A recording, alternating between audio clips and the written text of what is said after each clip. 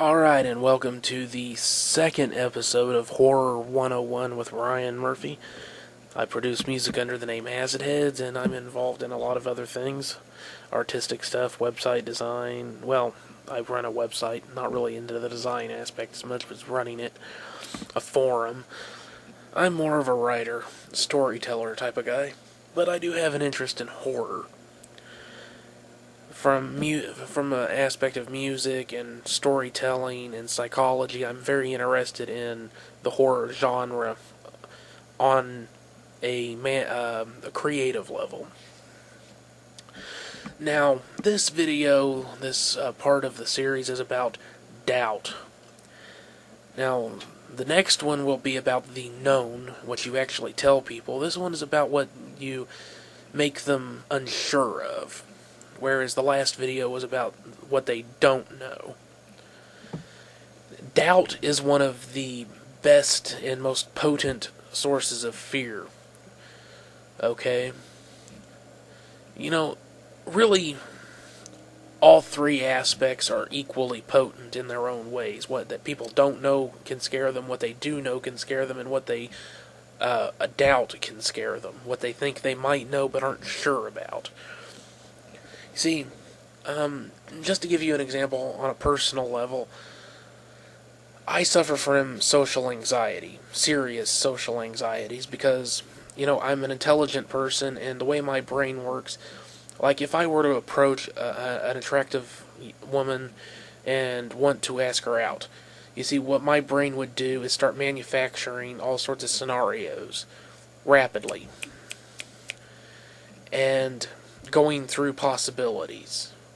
Running, it's almost like running simulations on a computer or something. And since I tend to have more of a negative outlook about at least my personal life, most of the time the scenarios don't end well. All the myriad of ways that she can just reject me and I'll have to deal with that, and I don't deal with rejection well. All the ways that it might go well at first and then go really horribly wrong later, So it creates this anxiety for me. I can't get past the possibilities of how things can go wrong. And you can do similar things in horror, movies, games, and books and stuff. Social anxiety is something that you can explore, but that's better for writing, because you can get closer to the characters. You can do it with movies as well. Games, I'm not sure how that would play through, but it's because the social stuff, that type of anxiety is a bit too personal for horror. So you want to go with the bigger issues of anxiety and doubt, like sanity. Now, a perfect example of this is the movie Evil Dead 2. Okay, a lot of people, you get into the comedic aspects of it. The more you watch the movie, you can kind of forget that it is actually a pretty good horror movie, too. It's a very good horror movie. The first one's a bit more of a solid horror, or a straightforward horror movie. The second one has that horror comedy thing going. But it is still a really good horror movie. And where doubt plays a huge part is the first half of the movie. Because you watch it, you cannot be 100% sure that what is going on isn't just in Ash's head, Bruce Campbell's character Ash, the main character of the movie. You cannot be sure that what is happening is not all in his head until the group of people shows up about halfway through the movie, a bit later perhaps. Okay, up until that point, you do not know for certain, even Ash himself, and that's where it, is able to prey upon your doubt, is that he doubts himself, so that causes you to doubt him too. Because you have no way to know for certain that he hasn't just murdered his girlfriend and flipped out. And that all the demonic stuff is simply something that his brain has conjured up because he's going crazy. You think it's all actually happening, but you don't know for certain. There is a lot of seed planted of doubt in the first half of that movie. And it is incredibly effective when it's done right. Okay, because anytime you can make, obviously you know what's going on is just a movie or a book or a game, but once you allow yourself to immerse into it and get into it and get invested in a character, if you can make the people doubt the character or characters and what they're experiencing, then they doubt everything. And again, doubt creates anxiety, which is fear. Okay, and kind of related to the fear of, that doubt of sanity is the doubt of reality. Now, it's not exactly the same thing because there's different ways to play it. You can call it hallucinations. That's not really a problem with sanity. That's really a problem of one's senses turning on you. In the brain chemistry, whatever's happening in the brain when it's hallucinating because of drugs or whatever, you're not sure if it's actually happening or if it's not. And again, we know that it's a created media. It's a movie or a book or a game or whatnot. But, you're getting into it, and is what's happening in the context of that real or not? If you can make them doubt the reality of what's happening inside of what they're watching or reading or playing, then again, you're creating doubt, and that leads to anxiety and fear. So, anytime that you have the opportunity to kind of twist the nose of the person, of your audience, and just plant a little seed of doubt about anything. If you're doing horror, take it. Okay?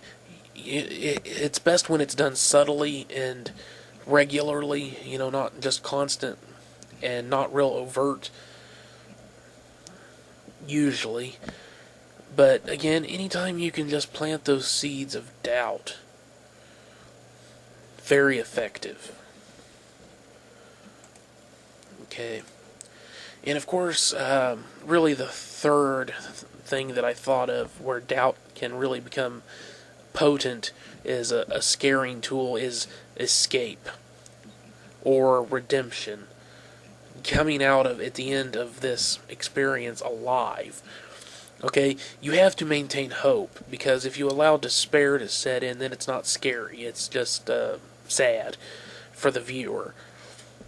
But you have to maintain hope that escape is possible, but always make sure that they're not certain that it will happen.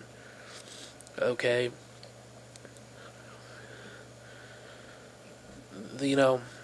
That's always a really strong way to use doubt in any kind of, especially horror games. Keep that hope alive that they can make it through alive, but make sure they know that there's no guarantee. They have to doubt it.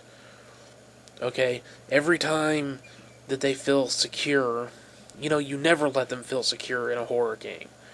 Okay?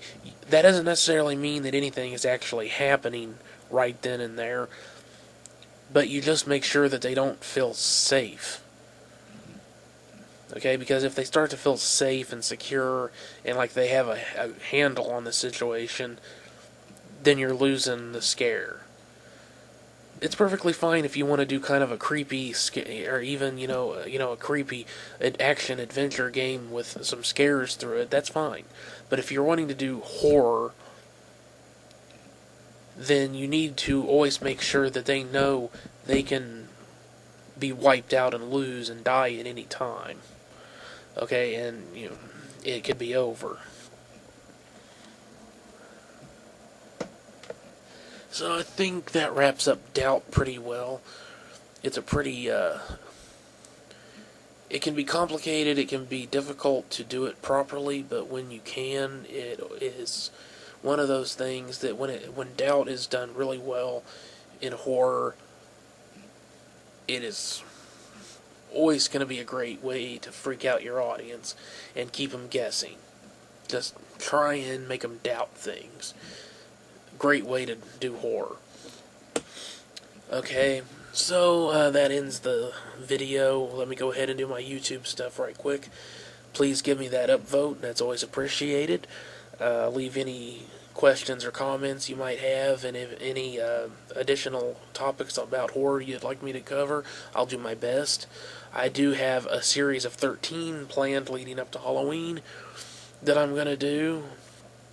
So any that you would like me to cover, I'll do my best to do that, but I'll be doing it after the holiday. Okay?